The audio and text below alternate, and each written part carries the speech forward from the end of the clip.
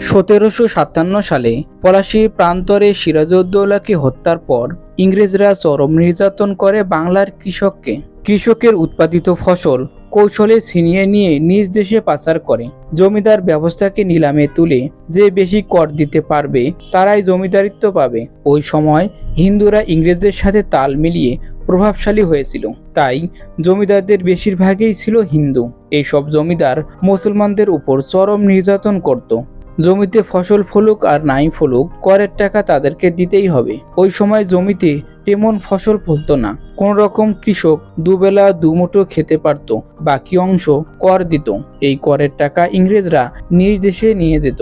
সেই সময় বাংলার বিপুল পরিমাণ অর্থ ইংরেজরা নিজ দেশে পাচার করেছে। করের টাকা দিতে না পারলে কৃষককে অমানসিক নির্যাতন চালাতো।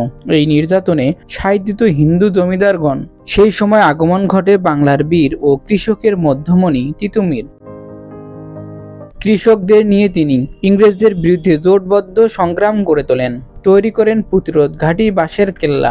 বাঁশ এবং কাদা মাটি দিয়ে তৈরি করার কারণে নামকরণ হয় বাঁশের কেল্লা। কেন বাঁশের কেল্লা নির্মাণ করা হয় এবং তিতুমীর কিভাবে পরাজয় বরণ করেন সে সম্পর্কে আলোচনা করব এই পর্বে।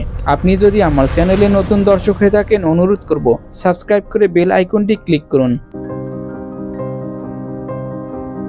ইংরেজরা ক্ষমতা দখলের পর থেকে শুরু করে বাংলা লুণ্ঠনের একচ্ছত্র পরিবেশ। তারা এই সময় করের পরিমাণ বাড়িয়ে দেয় এবং জমিদারি নিলামে উঠায়। যে বেশি কর দিতে পারবে তাদেরকে জমিদারি দেয়া হয়। কৃষকদের শুরু হয় অমানবিক নির্যাতন। ধান গমের পরিবর্তে ইংরেজদের হুকুমে আফিম ও নীল চাষ করতে এক প্রকার বাধ্য করানো হয়। ফলে কৃষকদের ঘর খাদ্যশূন্য হয়ে যায়। চাষ করে যা আয় হতো তা দিয়ে চড়া দামে খাবার কেনার পর করের টাকা দিতে পারত না। করের টাকা দিতে না পারলে তাদের উপর চলত নিষ্ঠুরতম নির্যাতন। এই নির্যাতন সহ্য করতে না পেরে বহু কৃষক বাংলা ছেড়ে চলে গিয়েছিল। ঠিক এই সময় 24 পরগনা জেলার বসিরহাটে 1782 সালের 27শে জানুয়ারি এক সম্ভ্রান্ত মুসলিম পরিবারে জন্মগ্রহণ করেন বাংলার বীর তিতুমীর। তার বাবা সৈয়দ হাসান আলী এবং মা আবিদা রুকাইয়া খাতুন। শৈশবে তিতুমীরের নাম রেখেছিলেন সৈয়দ মীর নিসার আলী। ইতিহাস থেকে জানা যায় তিতুমীর ছিলেন হযরত আলী রাদিয়াল্লাহু তাআলা আনহুর বংশধর। তার এক পূর্বপুরুষ সৈয়দ শাহাদাত আলী ইসলাম প্রচারের জন্য বাংলায় আসেন। শাহাদাত আলীর পুত্র সৈয়দ আবদুল্লাহকে দিল্লির সুলতান জাফরপুরের প্রধান কাজী নিযুক্ত করেন এবং তাকে মীর ইনসাফ খেতাবে ভূষিত করেন।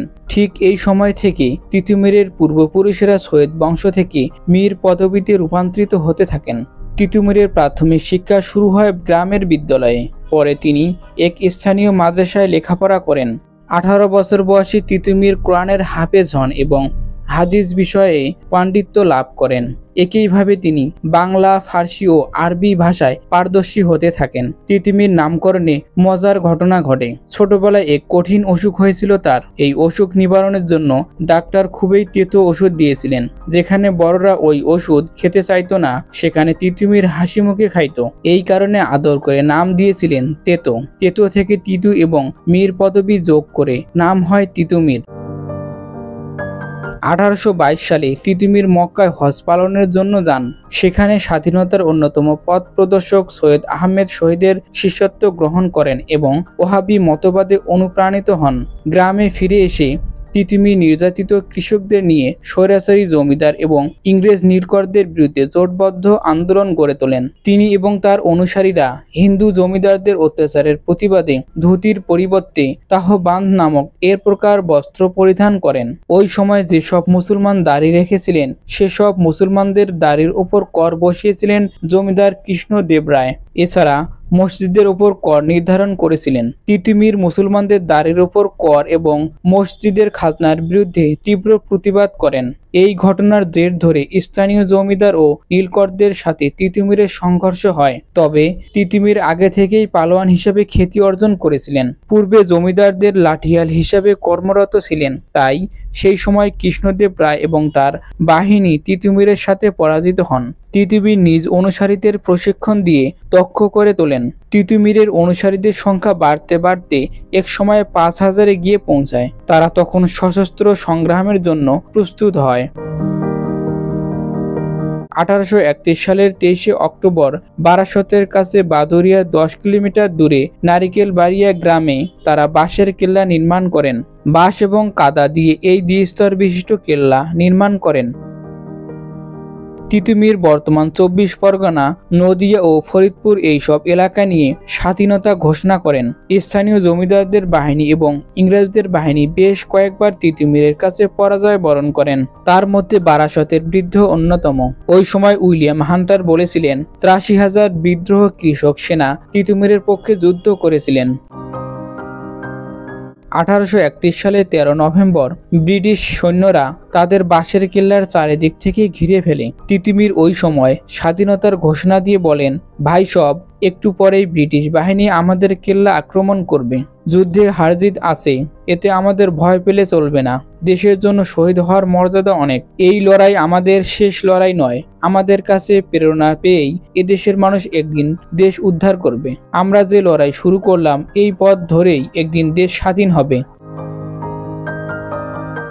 14 নভেম্বর কর্নেল হার্ডিংয়ের নেতৃত্বে ভারী অস্ত্র নিয়ে তিতুমীর ও তার অনুসারীদের উপর আক্রমণ শুরু করে। তাদের সাধারণ তলোয়ার ও হালকা অস্ত্র নিয়ে তিতুমীর ও তার অনুসারীরা ব্রিটিশদের আধুনিক অস্ত্রের কাছে টিকতে পারেনি। 14 নভেম্বর তিতুমীর ও তার 40 জন সৈন্য শহীদ হন। তার বাহিনীর প্রধান গোলাম মাসুমকে ফাঁসি দেওয়া হয়। সেই সাথে বাঁশের কেল্লাও পুড়ে ছাই করে দেয়।